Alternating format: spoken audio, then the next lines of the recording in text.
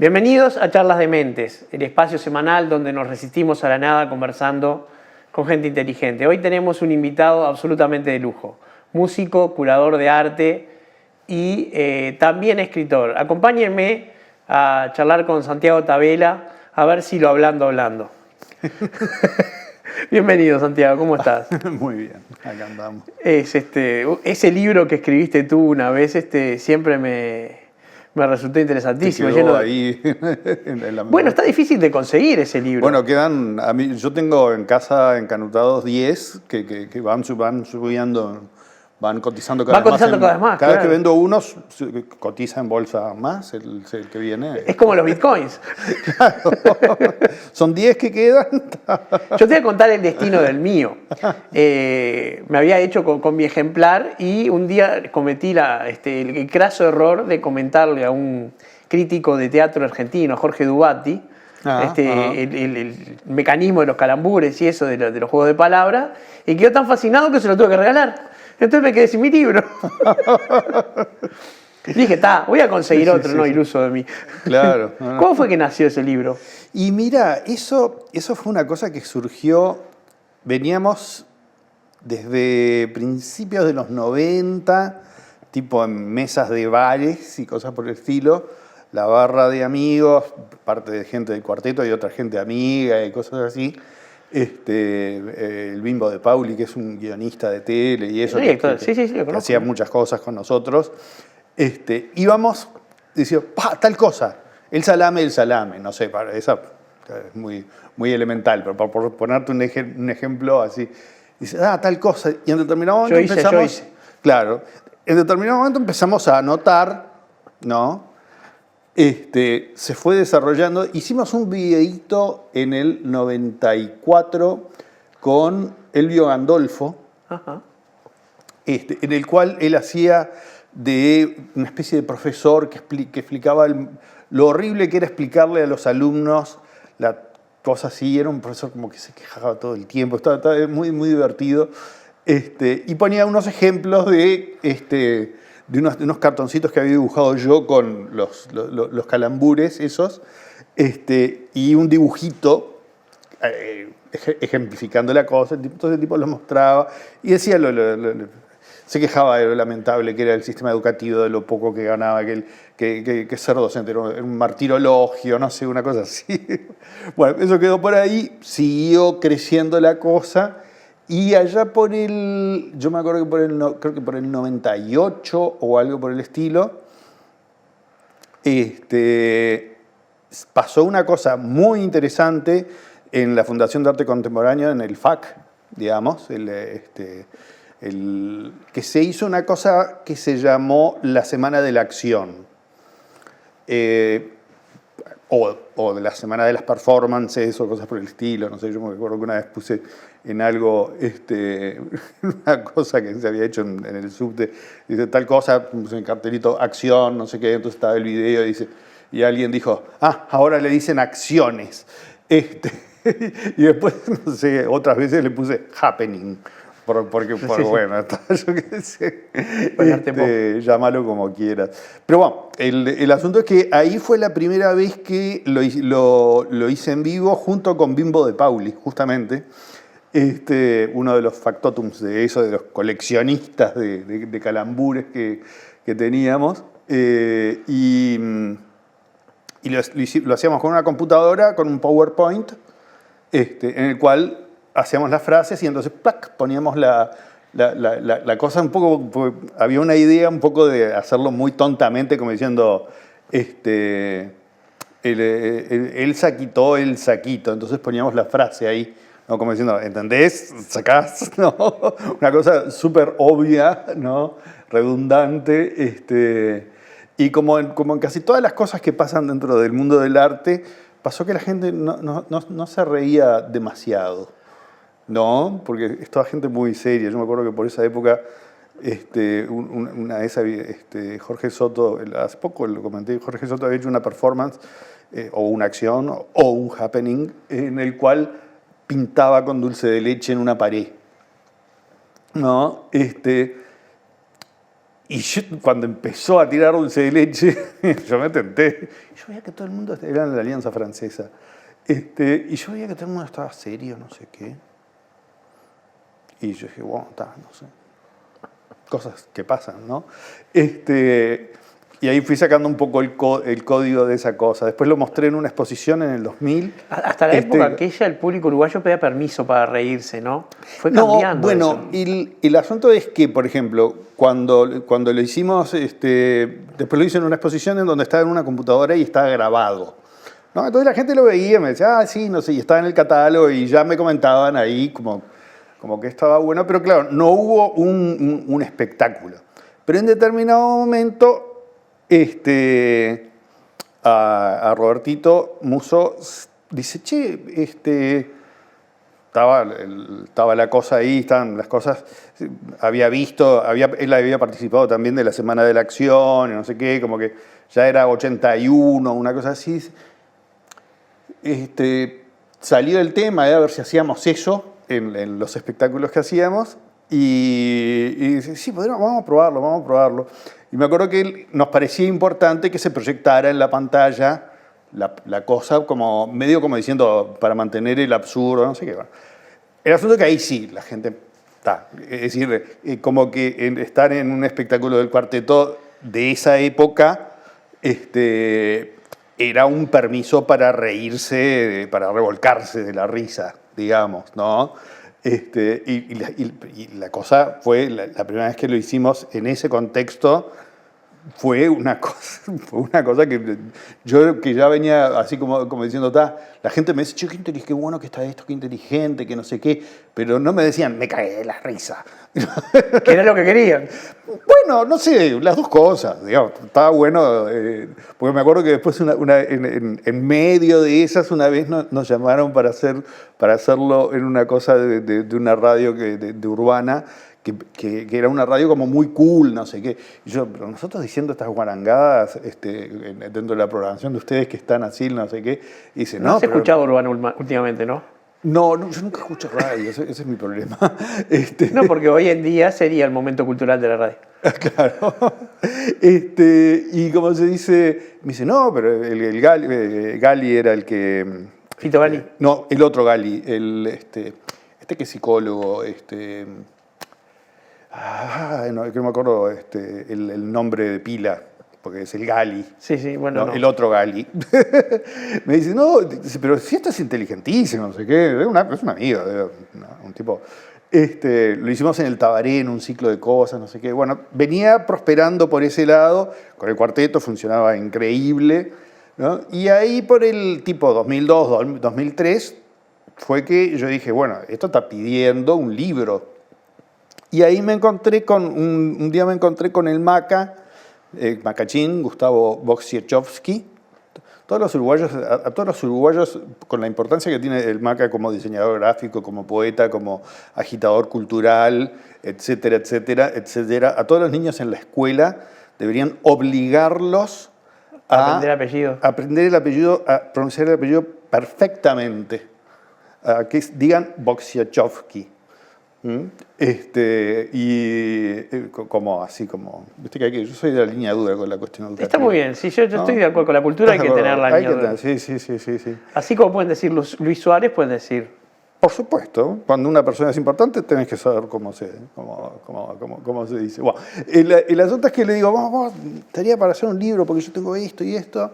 Y entonces, bueno, empezamos con intercambios de ideas, de cosas, y ahí fue saliendo, y fue la primera publicación de Yaugurú, de la editorial. Él tuvo muchas editoriales, ediciones de uno, muchos emprendimientos editoriales diferentes, y estaba por largar eso y dijo, esto está bárbaro como para hacer el primer libro que sale por esta nueva editorial. Y fue genial, porque yo me acuerdo que fue en 2004 que se editó, y ponele que en 2006, digamos,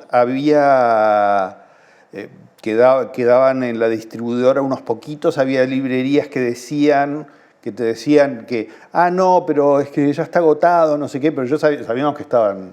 Entonces ahí yo me acuerdo que no me acuerdo quién era el que hacía la distribución, le dije, dame los que quedan, no sé qué, y yo los seguí vendiendo, hasta que al final me quedé con 2 que tengo en casa y que esos cotizan en bolsa, no sé, claro, sí. no sé cuánto. Y ahí, y pasó, eso sería 2006, 2007, una cosa así, y en determinado momento hablo le digo, che, porque esto estaría bueno, estamos empezando a tocar fuera de Uruguay y todo eso, tipo en 2007, no sé, y a mí se me ocurrió, le digo, che, si lo trato de sacar por una editorial que pueda salir de Uruguay mejor, y ahí me ofrecieron hacerlo por Aguilar, entonces dije, bueno, vamos a hacerlo, no sé qué. Se hizo una edición más grande, la primera edición había ¿Con las láminas, con todo? Sí, con láminas, con todo. Y también se terminó en un determinado tiempo y creo que hace 3 años fue que fui a buscar esos últimos libros que quedaron y fui vendiendo algunos y eso. Y ahora estoy viendo la posibilidad de, porque una de las cosas que yo quería con eso, yo decía, Aguilar es como una cosa así, que ellos mandaran, no sé, viste, 20 a Santiago de Chile, 20 a Lima, 20 a Bogotá, a México, no sé, había un montón de lugares que nosotros íbamos a tocar. México son una marca impuesta el Cuarteto Nos. Sí, en toda Latinoamérica la cosa funcionaba y ahora no había como un interés así demasiado importante, era como que les parecía que tenerlo acá ya estaba y no salió mucho de eso, ¿no? Y bueno, y ahí está la cosa, ahora estoy entre ver de sacarlo con... Hay una editorial argentina de un amigo del MACA que está con la idea de tener las cosas en Argentina por un lado, pero a su vez tener un sistema de mandártelo a donde sea. Estilo Amazon. Claro, y de una manera que no sea, porque yo qué sé, a veces alguna gente me dice, yo te lo compro, me lo mandás a México, no sé qué, y sale más caro el envío que el libro. Es terrible, claro. ¿No? Pero eso pasa con muchísimos libros. Uno paga más el flete que... Sí, totalmente. Yo en una época también que compraba discos me asociaba con mi hijo, comprábamos una cierta cantidad de discos como para que el valor... El flete fue único. Claro, ahí va. Pero bueno, nada, son esas cosas que están ahí y que están un poco a la espera de Tendría que ser una edición ampliada, ¿no? Bueno, es que la edición de Aguilar es ampliada ya. Y la próxima seguramente será reampliada, digamos. Porque entre la primera y la segunda como que hubo un tiempo que con el cuarteto seguimos haciendo eso, seguimos haciendo estos diálogos, creo que fue hasta 2007, ponerle 2008. Yo me acuerdo del espectáculo de Raro que lo hicieron. Claro, sí, ahí va. Ya en el de Bipolar y en el siguiente no me acuerdo. No, ahí ya no lo estábamos haciendo. Porque aparte también había una cuestión del cuarteto. Viste que ahora el cuarteto es como un poco más serio, no sé, una cosa así. Sí. Y yo no. Es extraño que me parece que hubieran envejecido. Sí, claro, no es mi caso. Bueno, pero tú tenés tu proyecto Los Embajadores del Buen Gusto, claro, donde seguís siendo fiel a ti mismo. Sigo siendo, no sé si fiel a mí mismo, pero no he madurado, digamos. Si es que eso tiene algún valor, por decirlo de alguna manera. A ver, no sabría decirte, pero así, si me decís madurar por madurar, no. Claro. ¿Sabes qué? Hay quien dice que madurar es una resignación mansa, nomás. A mí una cosa que me la decían muchas veces Nelly Pacheco, que fue profesora de canto mío cuando yo tenía 20 y poco, y después cuando digamos, entre los 50 y los 55, más o menos estuve estudiando con ella, y como se dice, y después seguimos en contacto, así, Y una de las cosas que me decía que eran muy importantes para cantar, viste que todo lo artístico tiene toda la producción humana, ¿no? Pero específicamente lo artístico es muy importante hacer a un lado el ego. El ego, ¿no? El mirarse así al espejo es el peor enemigo, digamos. Uno tiene que sacar eso para que salga otra cosa, ¿no? Uh-huh. Y esa cosa muchas veces me lo ejemplificaba de una manera muy gráfica. Dice, vos tenés que buscar al nenito, ¿no? Para cantar bien tenés que buscar al nenito, ¿no? Y entonces una vez explicado ya eso, era como estábamos probando una cosa, no sé qué, y era de la línea, es no más clases, pero es de la línea dura, ¿no? Y era como, no sé qué, yo estaba cantando y, no, ¡el nenito! Como diciendo, busca al niño, ¿no? Que es un poco lo que decía Picasso. Que aprender a pintar como los maestros lleva unos años y como sí, pero a los 12 años ya estaba pintando así, pero después recuperar esa cuestión propia del niño, eso me llevó toda la vida. No, y creo que en el fondo es la búsqueda de todos los artistas de cuando vos estás buscando que salga algo y que salga, ¿no? Que no ponerle barreras, no ponerle trabas, ¿no? Es decir, y uno, el ego, el yo, la conciencia, esa cuestión de estar pensando y no sé qué, es el peor enemigo de eso, digamos, ¿no? Ahí está la represión, entre otras cosas. Y claro, totalmente. Pero sí, claro, bibliotecas enteras, digamos, ¿no? Y como se dice, bueno, nada, es un poco... Y a mí, yo me acuerdo que, por ejemplo, la otra formación que yo tuve como muy importante y que me terminó de cerrar con esas clases de canto, tenían que ver con la pintura, con lo que yo había aprendido con el viejo Pareja, ¿no? Entonces se hablaba mucho de la cuestión de la espontaneidad y de ¿cómo te puedo decir? De dejar salir las cosas y eso y que no sé qué. Pero el viejo como que decía, porque había gente que como que venía, no, es que esto está hecho así porque yo lo quise hacer espontáneamente. No, pero eso no parece espontáneo.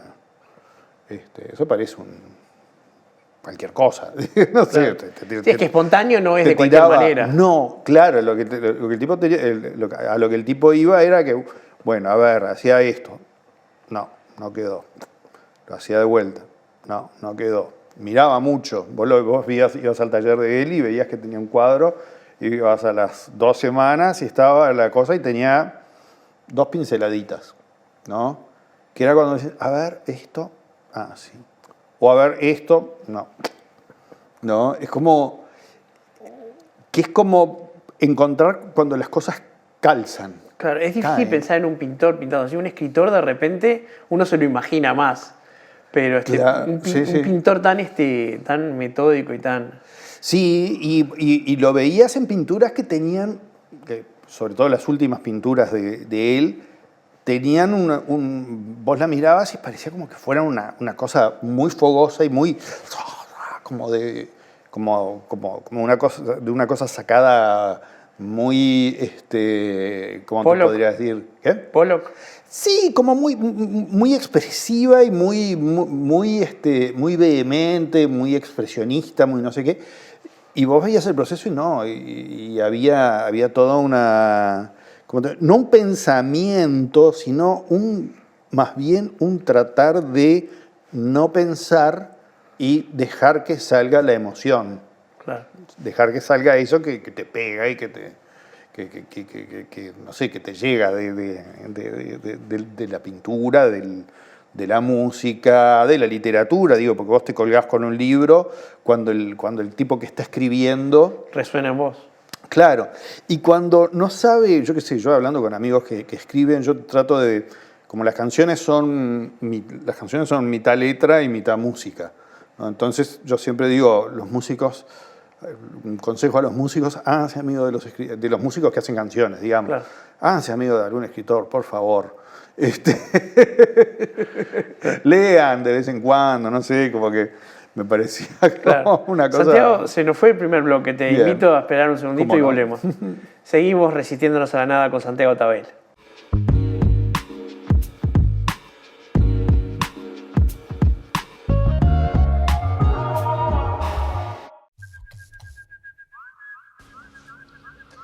Hace 48 años, la historia nos dejó lecciones que no debemos olvidar. Que la democracia no puede ser moneda de cambio. Que la democracia se defiende con organización y solidaridad. Que sin pan no hay democracia plena. Que la democracia se fortalece cada día desde el pie. Más democracia hoy. Nunca más terrorismo de Estado. Asociación de Docentes de la Universidad que hace 48 años se jugó entera en defensa de la República. Están desenterrando guitarras.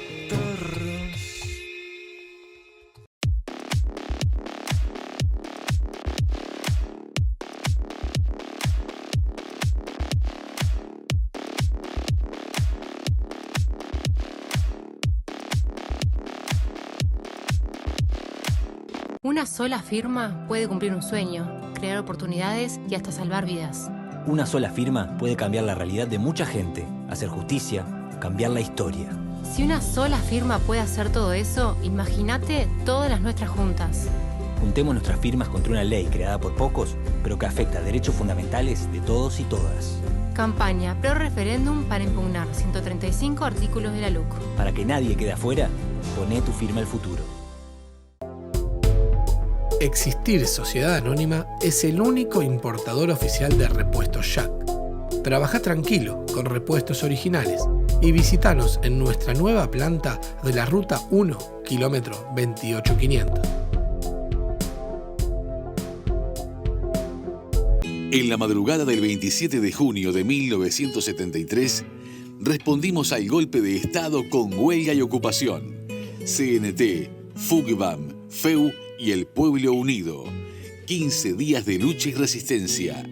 A 48 años, los jubilados de hoy, trabajadores de ayer, nucleados en ONAJPU, decimos viva la heroica huelga general.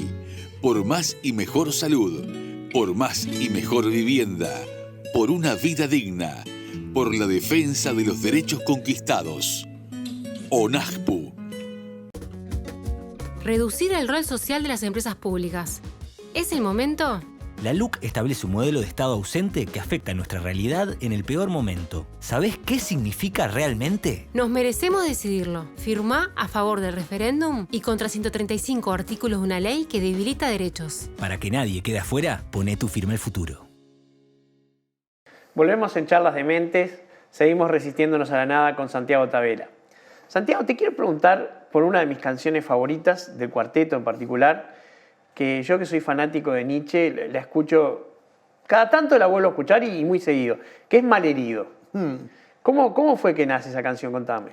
Mira, eso nació de una música que yo tenía, que había hecho para una obra de teatro, que la dirigía Marianela Morena, que la había escrito ella también, y que yo había hecho unas canciones con letras de ella, que cuando estábamos produciendo Bipolar, me acuerdo que como que dijeron, esta canción está buena, no sé qué, dice, pero esta letra es como muy, no sé, una cosa muy, muy metafísica, muy no sé qué, muy, hablaba del campo, no era esa letra.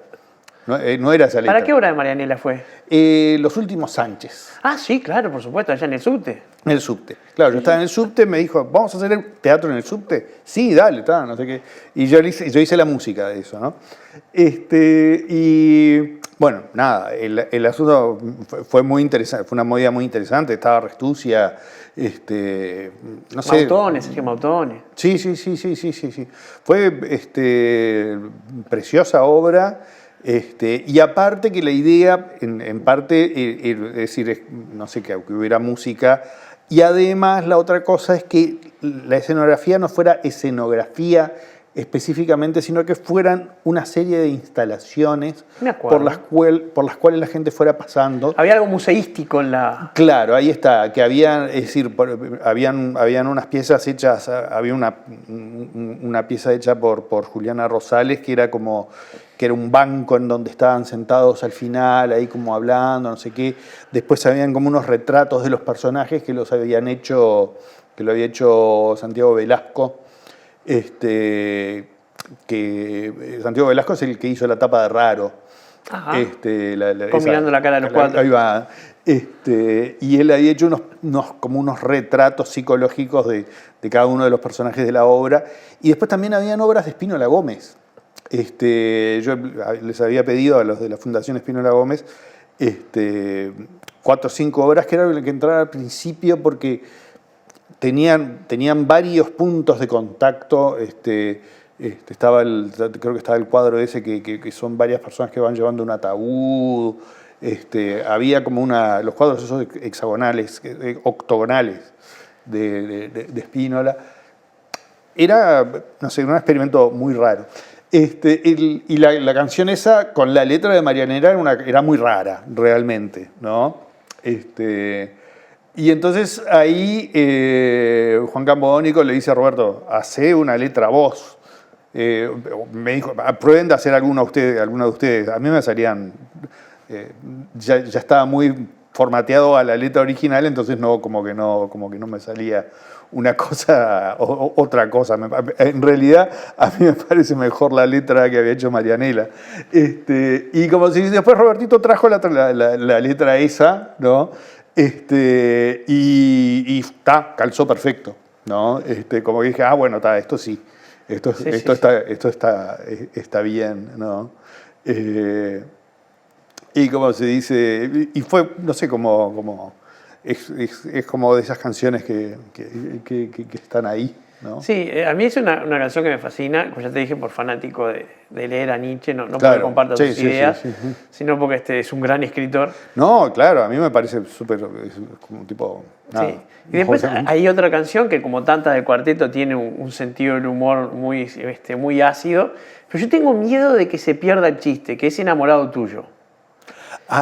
No sabes la cantidad de personas que me preguntan qué quiere decir, ¿no? ¿Es en serio o es en broma? ¿Es esto o es aquello? Y yo siempre se las tiro a Lobol y contesto cosas tipo ni lo uno ni lo otro, sino todo lo contrario. Y acá te voy a decir el segundo artículo que le recomiendo a todo el mundo, que es un artículo de Susan Sontag que se llama Contra la interpretación. Ajá. Y que habla justamente de... Que primero era de Borges, porque lo hablamos fuera del aire. Claro, lo de Borges no lo dijimos. El artículo de Borges que le recomiendo a todo el mundo es La supersticiosa ética del lector, y que tiene que ver con la técnica y que la técnica no te sirve para nada si no tenés algo para decir. Cuando tenés algo para decir, es algo no dicho. O sea, ni vos sabés lo que es eso que tenés para decir. Es como un impulso, como una cosa así. Que yo creo que cuando tenés una canción que está buena, como... En latín no dicho se dice adictum. Claro, sí. Y así quedás cuando alguien dice algo no dicho, la gente te pregunta, ¿pero qué quiere decir eso? No sé qué, no sé, todos los adictos a esa canción son adictos porque dice cosas que de alguna manera no están dichas, supongo, no sé, ahora que vos decís eso. Y el artículo de Susan Sontag, por ejemplo, habla mucho de eso, ¿no? De la interpretación como esa manía de darle una explicación a todo, ¿no? Ella pone no sé, por ejemplo, dice que en un tranvía llamado Deseo, cuando la llevan al cine, Elia Kazan es el que la hizo, ¿no? No, el tranvía llamado Deseo. Sí. Me agarraste en un mal momento, no me acuerdo. No es Elia Kazan, no. Bueno, no sé. El que dirige la película agarra y dice, claro, el tipo, el Kowalski, es como la brutalidad, la barbarie, no sé cuánto, y Blanche Dubois es es el occidente, la aristocracia decadente. La aristocracia decadente, y hace toda una cosa así, y entonces así yo pude hacer. Y la mina agarra y dice, no, el personaje este es eso, es lo que está escrito, basta, no lo violen, ¿no? Y a Blanche Dubois tampoco, no es eso. Ya para eso está Kowalski. Claro. ¿No? Es decir, ¿por qué tenés que darle la vuelta? Capaz que hasta Tennessee Williams pensó eso, pero a nadie le importa en qué pensaba Tennessee Williams. Bueno, lo Umberto interesante Eco, era un tranvía llamado Deseo. claro, Umberto Eco, quizás en otra línea, dice que toda interpretación está permitida, salvo las que prohíbe el texto. Entonces, Claro. si el texto dice fulano dijo blanco, uno no puede interpretar que en realidad quiso decir negro porque lo que dijo es blanco. No, claro. Sí. Bueno, y hay una cosa que yo en este momento estoy estudiando mucho y un poco con la idea de escribir cosas, de hacer. Voy a presentar un proyecto de análisis con respecto a la música, que es la idea de la semiótica de la música, no de las canciones, porque las canciones tienen una parte que está hablada, entonces, bueno, vos ahí podés aplicar la semiótica, ¿no? Y teóricamente venimos con el bagaje que la música es música y que es un lenguaje universal, lo cual es, bueno, fue una de las primeras cosas que aprendí de las primeras clases que tuve con Coriuna Aronian, era una especie de pasaje por las músicas del mundo, ¿no? Muy amplio, allá por los 80 y pocos, y nos decía, bueno, ¿a ustedes les parece que esto es un lenguaje universal? ¿No? Sí, doblemente. ¿No? Porque te mostraba cosas de acá, de allá, no sé qué, y era como que venía un marciano a la Tierra, y entonces caía en México, que es un lugar que está lleno de no sé qué, de diferentes tipos de culturas, y entonces caía con diferente gente y le decía, no, la música es esto, y entonces mostraban tal cosa, no, es esto otro, y iba desde grupitos de chetos que escuchaban rock, a una tribu de indios que hacían su música, a unos mariachis, a no sé qué, no sé, ponele a una colonia búlgara que vivían no sé dónde. No, tú hablas de Enrique Aguerre, el hermano Alejandro Aguerre es un experimentador de música étnica. Sí, claro, sí, conozco las cosas que hace él. Y ahí te das cuenta que no, que universal no es, y aparte que se dice muchas cosas con la música. El otro día justamente vi en Facebook un meme maravilloso, no era un meme porque no tenía una imagen, era una frase, ¿no? Decía, ojalá mi vida tuviera música de fondo, porque así sabría qué carajo está pasando. Claro. ¿No? Porque uno está muy familiarizado con ver producción audiovisual en la cual están pasando cosas y hay una música, y uno parte de la base que la música no dice nada, que la música es música, que es un lenguaje universal, que va al alma y que no sé qué, que no dice nada. Y sin embargo, vos haces determinados gestos musicales y la gente asocia con determinadas cosas, ¿no? Bueno, los códigos, ¿no? Claro, y es como un lenguaje que, ahora que decía Seco, el otro día hablando con Leonardo Croato, que es el director de la Escuela Universitaria de Música, justamente le estaba comentando que yo estaba trabajando con todo esto. Todo esto viene de un musicólogo que yo lo conocí su nombre, digamos, a través de Coriuna Aronian, que es Philip Tagg, un escocés que en realidad hizo toda su carrera en Suecia, básicamente. Y vino muchas veces a Latinoamérica y es un tipo muy, muy respetado acá, a muchos congresos y cosas por el estilo. Y como se dice, y una cosa que me decía es que Umberto Eco decía, claro, la música es el ornitorrinco de la semiótica, ¿no? Como que eco no podía llegar a descifrarla ni está bastante ISO, ¿no? Claro. Está disculpado. Pero todo el trabajo que hizo este otro tipo con respecto a eso, hay un libro de él súper interesante que se llama Music Meanings, los significados de la música, ¿no? Y que es como una especie de análisis, de disección de la música, como diciendo, esto no quiere decir nada, sí quiere decir mucho. Pues estás poniendo esto, ¿no? Y cuando estás jugando con las palabras, yo ahí me di cuenta de una cosa bastante importante en la práctica de lo que yo hice durante toda la vida como músico, ¿no? Que siempre fue jugar mucho con qué estoy diciendo y qué música le pongo a eso, cómo interactúan. Claro. A nivel de significados, ¿no? Por eso con el cuarteto siempre fuimos, y yo por mi lado solo lo mismo, siempre fuimos muy eclécticos, muy de... porque no era una cuestión de decir, nosotros vamos a hacer tal estilo, ¿no? Y después en las letras vamos a decir diferentes cosas. No, bueno, depende de lo que te va saliendo desde el punto de vista de la letra, que te sugiere eso que hagas musicalmente, a veces para acompañarlo o a veces justamente para entrar en choque. Sí, para hacer un contraste, una cosa así, ¿no? O a veces tenés una idea musical, ¿no? Y vos pensás en determinada cosa y empezás a escribir para el otro lado, por decirlo de alguna manera. En todos esos procesos, obviamente, la conciencia, por suerte, no está muy presente. Pero una vez que te los pones a analizar, te empiezan a aparecer cosas. Te empiezan a aparecer que la música tiene una serie de significados que si vos se los mostrás a diferentes tipos de personas, hay asociaciones, ¿no? Que dentro de un contexto occidental, ¿no? Se entiende de determinada manera. O sea, cultural dependiente, digamos. Claro, sí.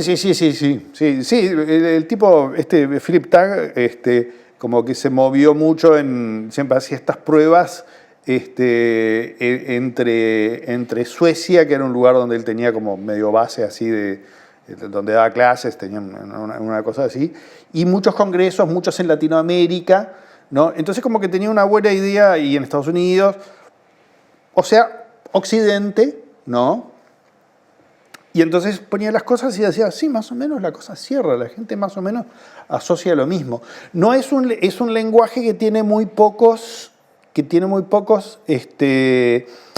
significantes arbitrarios, ¿no? Un significante arbitrario es copa. ¿Por qué se llama copa? ¿No? Tendrá su etimología o no sé qué, pero es copa porque es copa. Y yo te digo, tráeme una copa y vos sabés, agarrás la copa y me das la copa, ¿no? Sí, la lengua es un código compartido. Claro, ahí está. Y tiene un montón de lo que son significantes arbitrarios. En tal idioma, tal cosa se dice así, ¿no? Bueno, es famoso el caso de la canción de Citarrosa, que le pedían la canción de la deuda en México. La canción de la deuda, no te olvides del pago. que eso el Tano Angelieri, Maxi Angelieri, hacía una versión de esa canción de Exilio Psíquico, es decir, cuando ahora él hacía, exilio psíquico. Casi exilio psíquico, hacía una versión de eso que decía, no te olvides del pago, si te vas para la ciudad, cuanto más lejos te vayas, más me tenés que pagar. ¿Cómo se dice? Pero no, digamos, a lo que iba es que pese a que, digamos, dentro del lenguaje musical hay pocos significantes así arbitrarios como puede ser un himno. Es decir, el himno uruguayo es el himno uruguayo ¿por qué? Porque es el himno uruguayo, es arbitrario.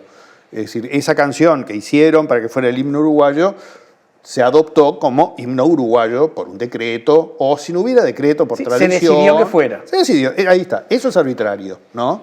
Pero después hay otras cosas que no tienen que ver con lo arbitrario, que vos la ves y le preguntás a alguien, ¿y qué pensás en esto? Ay, esto me hace pensar en algo campestre, no sé qué, y se lo preguntás a otro y te dice algo parecido.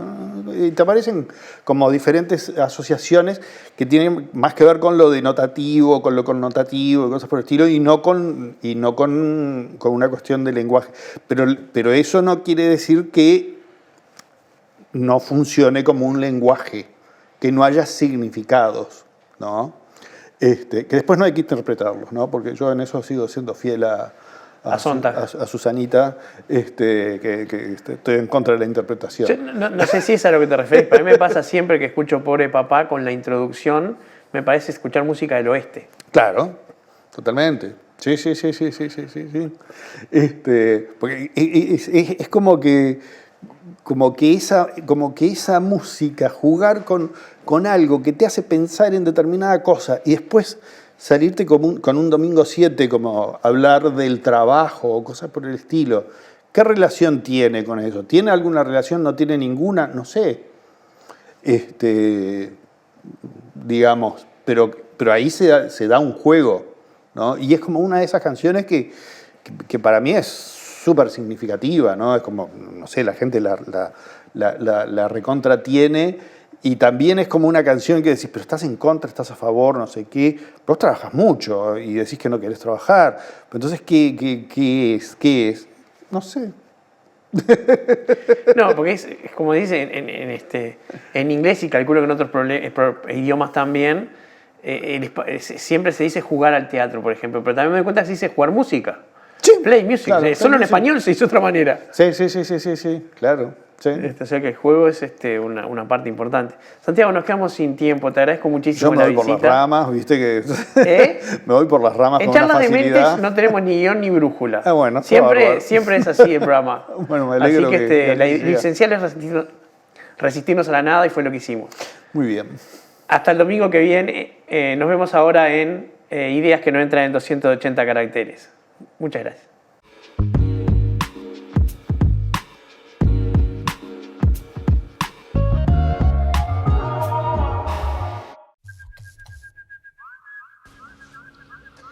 Hace 48 años, la historia nos dejó lecciones que no debemos olvidar. Que la democracia no puede ser moneda de cambio. Que la democracia se defiende con organización y solidaridad. Que sin pan no hay democracia plena. Que la democracia se fortalece cada día desde el pie. Más democracia hoy. Nunca más terrorismo de Estado. Asociación de Docentes de la Universidad que hace 48 años se jugó entera en defensa de la República.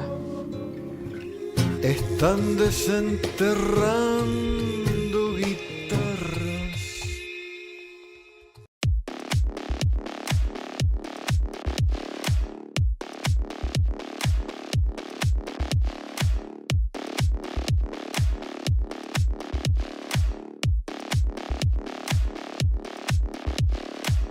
Una sola firma puede cumplir un sueño, crear oportunidades y hasta salvar vidas. Una sola firma puede cambiar la realidad de mucha gente, hacer justicia, cambiar la historia. Si una sola firma puede hacer todo eso, imagínate todas las nuestras juntas. Juntemos nuestras firmas contra una ley creada por pocos, pero que afecta derechos fundamentales de todos y todas. Campaña Pro Referéndum para impugnar 135 artículos de la LUC. Para que nadie quede afuera, poné tu firma al futuro. Existir Sociedad Anónima es el único importador oficial de repuestos Jack. Trabaja tranquilo con repuestos originales y visítanos en nuestra nueva planta de la Ruta 1, kilómetro 28500. El 27 de junio de 1973, ante el golpe de Estado, respondimos con huelga y ocupación. Trabajadores de ayer, jubilados de hoy, nucleados en UNAJPU, decimos presente. A 48 años de esa gesta histórica, saludamos al conjunto del pueblo. Hoy la lucha sigue siendo la de 48 años atrás. Por más democracia, por más y mejor salud, por más y mejor vivienda, por una vida digna, por los derechos conquistados. ONACPU. Reducir el rol social de las empresas públicas. ¿Es el momento? La LUC establece un modelo de Estado ausente que afecta a nuestra realidad en el peor momento. ¿Sabés qué significa realmente? Nos merecemos decidirlo. Firmá a favor del referéndum y contra 135 artículos de una ley que debilita derechos. Para que nadie quede afuera, poné tu firma al futuro.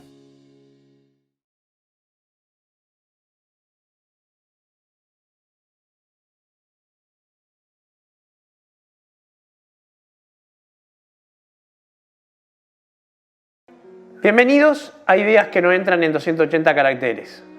Hoy tuvimos un programa en el cual nos referimos a la cultura, estuvimos hablando de música, estuvimos hablando de escritura, estuvimos hablando un poco de pintura también.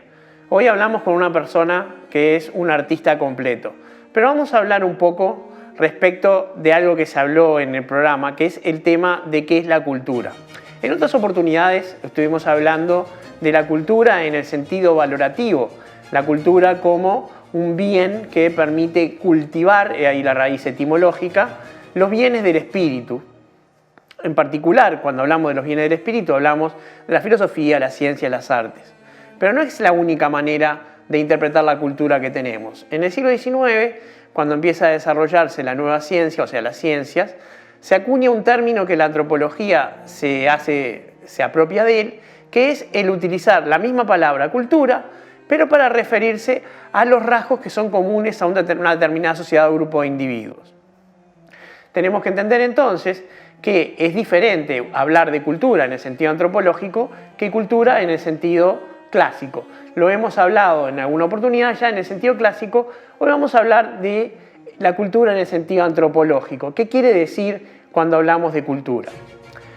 Al referirnos a un grupo de personas que tiene sus rasgos identitarios propios, que tiene sus características propias, es muy importante entender que no puede establecerse un criterio valorativo. Los modos, usos y costumbres de cualquier grupo tienen el mismo valor que los de cualquier otro. Pero ¿qué ocurre? Occidente, por su carácter de dominante, siempre ha tenido la tendencia de imponer sus criterios y su forma de ser como si fueran de un nivel superior o más importantes. Así se habla, por ejemplo, de la hegemonía de Occidente o de la cultura occidental como dominante, y de hecho es real que, por ejemplo, la globalización se ha hecho desde Occidente. El idioma nativo de Internet es el inglés, no hay forma de dudarlo, y uno de los idiomas más conversados en Internet es el español, cuando, no cabe ninguna duda, el idioma más hablado en el planeta es el mandarín. Entonces, tenemos que entender que, a diferencia del sentido clásico de cultura, en el sentido antropológico tiene que privar el relativismo. ¿Esto qué quiere decir? No podemos imponer por la fuerza el valor de una cultura por sobre la otra. ¿Sí? Los rasgos de un grupo de pueblos son tan valiosos como los de los otros. Y cuando estos rasgos se vuelven contradictorios es cuando aparecen verdaderos problemas. Porque evidentemente, si estamos hablando, por ejemplo, de las características gastronómicas, es hasta divertido o muy interesante conocer las costumbres de otros pueblos. Eso es así y lo vemos que los restaurantes étnicos se han multiplicado y han aumentado su cantidad porque realmente el conocer otras culturas desde el punto de vista gastronómico es muy interesante. El problema no se encuentra ahí. El problema se encuentra cuando las diferentes culturas asumen distintos compromisos éticos,